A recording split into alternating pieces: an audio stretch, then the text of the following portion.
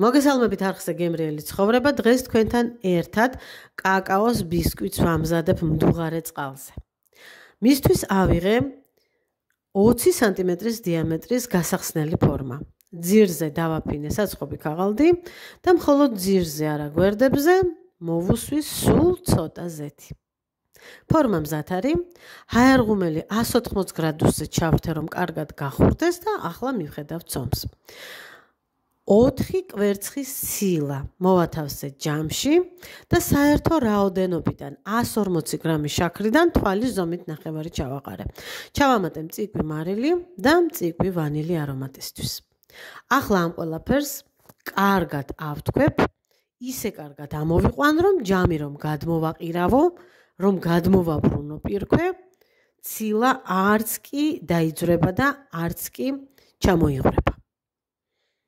აი ესეთი კარგად ამოყვანილი მდგრადი თეთრი ფუმფულა ცილა გადავდე გვერდზე და ახლა 4 კვერცხის გული დარჩენილი შაქრით კარგად უნდა გავთქვიფო, ისე რომ გათეთრდეს და გაფუმფულდეს. ახლა შაქრისა და კვერცხის გოგლი მოკლში ჩავასხი 100 მილილიტრის ზეთი. მე მქონდა მხოლოდ ზეითუნის ზეთი, მას არც გემოზე, არც სუნზე და არც სტრუქტურაზე უარყოფითად არ უმოქმედია, თუმცა მანამდე რაფინირებულ ზეთს ვხმარობდი ხოლმე. გადავურიე ზეთი და ჩავაყარე სიმინდის სახამებელი. სახამებელი 20 გრამი იყო, დავამატე ფქვილი კი 135 გრამი. ახლა ვამატებ 15 გრამ შავ კაკაოს.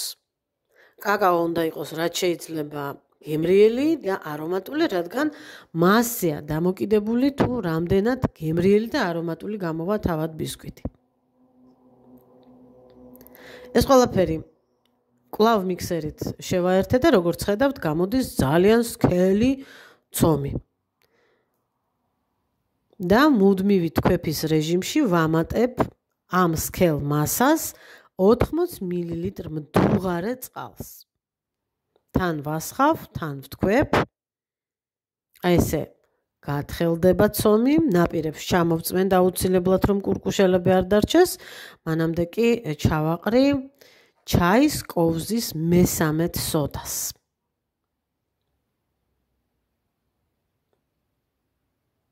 ახლა პატარა პორციებით შემყავს გათქვეფილი ცილა ბეზე.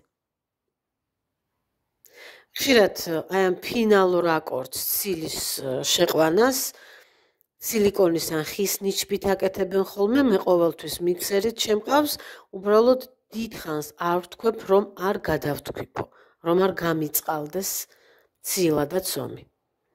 თავარია რომ მივახციოთ ერთგვაროვნებას, დიდხანს თქვეფა ნამდვილად არ უნდა.